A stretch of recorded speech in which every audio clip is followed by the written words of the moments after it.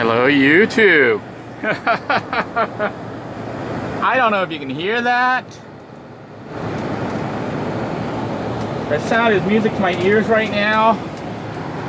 And I do feel air blowing. It is kind of cool, not super, it is cooling down. I'm currently parked at the RV park, the paid RV park, where I'm renting a slot, a space, at least for the month, until I can reset and figure out what the heck to do here and adjust my finances and figure things out. But they have water hookup, they have electrical hookup, they have sewer hookup. I have hooked up the 120 volt power, and I'm currently testing the system out right now. And we have air conditioning.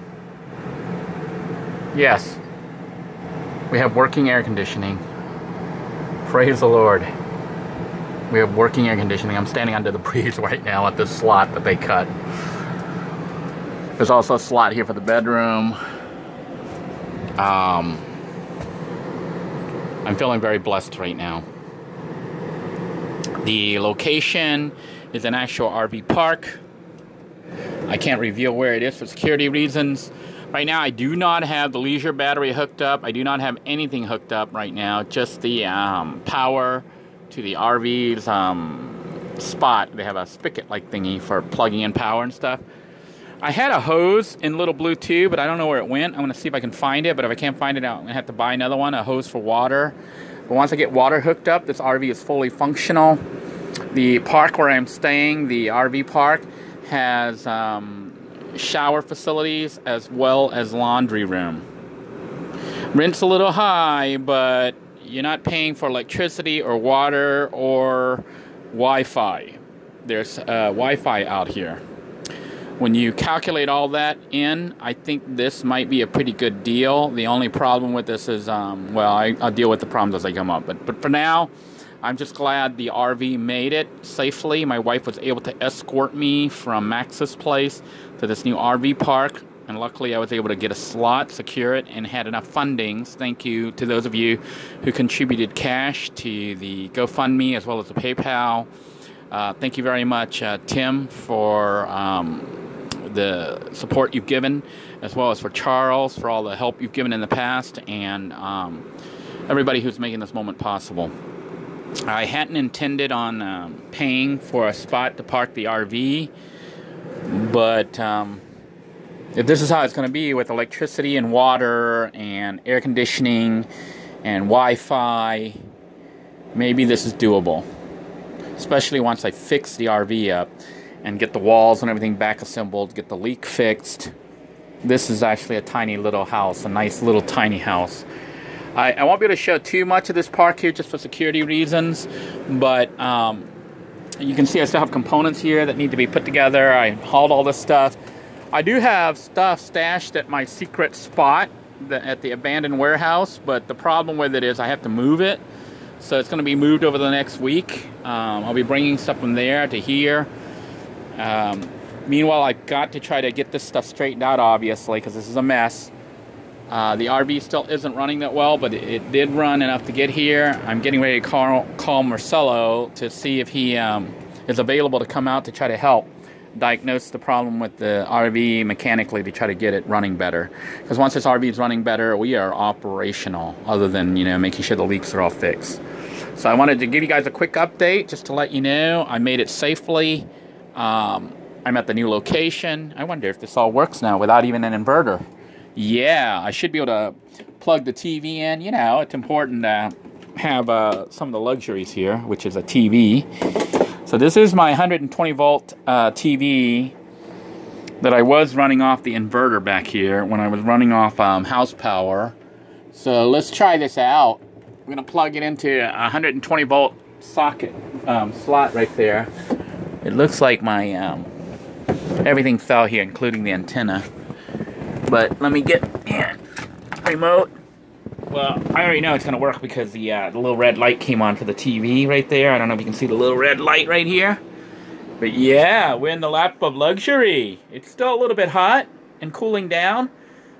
But thankfully, the air conditioning is working. And I think after a run a while, I keep the place sealed up. How do I mute this guy? So TV is working. I am able to watch TV. I'll be able to watch TV.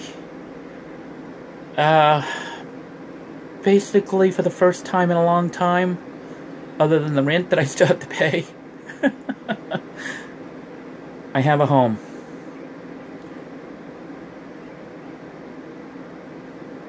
I want to thank all of you out there who have been helping me, have been encouraging me, and some of you even submitted cash. I know that's, you know, you worked hard to earn that, and I am so grateful that you've been this kind to me. I guess at this point I do need to close the vents, the roof vents, because it's letting the cold air escape. But yes, we have 120 volts, seems to be wired correctly. I just need to straighten all this. It's a mess from driving. Everything kind of flew down. I got to get the stuff all up, but close all these vents because obviously it's letting the cold out. But yes, the AC is working really nicely. It is blowing a cold breeze through all these vents. And all that remains is to secure everything and make sure that the roof is not leaking. I'll probably get a tarp temporarily to throw up there, but you know, I still need to fix all this up. It might not look like much, and for some of you it may look like a disaster, but this is home now. This is home. Please ignore the mess. I can't even describe the feelings that I have right now, but it is, I guess the closest thing I can say is just joy, a little bit of relief. As long as I don't lose my job, I should be able to make payments for this place, even though it leaves me living from paycheck to paycheck instead of having money to save. But I did put the refrigerator on electric mode. I don't know, those of you with experience. And in the thermostat, I set it for maximum cold. I don't know if I have to do this gas igniter to turn the whole system on. Currently, I have the LP system turned off. So it says it's in electric mode because you can go off or you can go to electric mode. I'm assuming this is electric mode. That this is running in electric mode right now. And I'm hoping that it'll freeze, because if it freezes up, I basically have a functional home. Doesn't feel like it's getting any colder. You know, I'm used to, I guess, the regular refrigerators, freezers that make the noise. Those of you watching this video, let me know if I need to turn on the button here that says on, even though it says gas igniter. Do I have to turn this on when I'm running in electric mode, now that I have 120 volts? I was not able to get this fan and stuff to come on, so that still needs to be looked at. There is a light, a switch here that I don't know what this, it says Atwood. You can turn it on, but I don't know what that does, and then it shuts off, so I don't know. It turned on and then shut off. So I don't know what that is. But yes.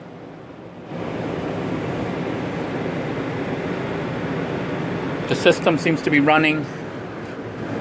AC seems to be running. There is no, I guess the thermostat here is set really low right now. It's set for like 60 degrees. It's blowing. It's still kind of hot in here, but it is blowing cold air. The air it's blowing at me right now, I can feel it. It's cold. It's just taking a while to cool down this place. But that means that all the struggles and stuff can start to ease off a little bit, as long as I can maintain payment. I'm going to work really hard to try to complete up this RV. I don't know how long I can afford to stay at this area here, this location, because it is kind of expensive. But, you know, we have electricity, we have sewer, we have water, we have Wi-Fi. Don't have cable, but we got more than enough channels on the TV. Not that I even have a lot of time to watch the TV. And I'm learning something about RV systems. When I plugged in the 120 volts, I guess there's some kind of gadget or something that they install automatically that also connects it to the 12 volts and turns on the 12 volt system. So that means when you plug into 120 volt, it's probably charging the RV battery, the house battery. So I'm going to reinstall the RV battery, because I'm pretty sure if it's receiving 12 volts to the system, you know, like the lights and stuff are all working, even though right now there's no battery hooked up. There's no battery hooked up, yet the lights all work. That means that 12 volts is going through the system into the RV house system, which means they probably have it set up to charge. So it'll keep your battery maintained. I don't know if it would seem like it would be smart to have it so when you hooked up like this that it also charges up the vehicle battery. So that's something that needs to be looked at. But someone who has an RV could probably tell me, when you plugged into 120 volts, does it charge, maintain your vehicle battery? I would think it would. That would only make sense, but maybe not. Maybe I'm assuming that they designed it not correctly. Please let me know if you have an RV and know how this works. But I'm guessing that it should charge that system up and maintain it. That way you don't have to keep starting up the RV every couple days. But yes, I am so stoked. Everything appears to be working. Where I am is kind of wooded. It is nice. There are other RVs here. It is a nice park. And I'm happy. Well, thank you all for joining me today. Just wanted to do a quick update and let you know that I guess we're at a new part of my journey right now, and that is getting the RV fully functional, deciding whether or not I want to keep making payments on it, because basically now I'm kind of like in a sticks and bricks, except this is a sticks and bricks on wheels. You know, you have the disadvantage of having to pay rent every month, but it is cheaper than paying rent for an apartment, although obviously it may not be as nice as an apartment, especially right now, looking like this, but I own it. It's mine, and it was made possible by viewers like you. Thank you so much. Thank you all for your support and your donations and your prayers. Thank you for your encouragement, because it was looking pretty bleak there for a moment, especially when the sudden eviction notice occurred. You know, I wasn't planning on that. So everything has a way of falling into place and working out as it should. So until next time, everyone, thank you all very much. God bless you all. You are in my thoughts and prayers. Please take care of yourself. Bye-bye now.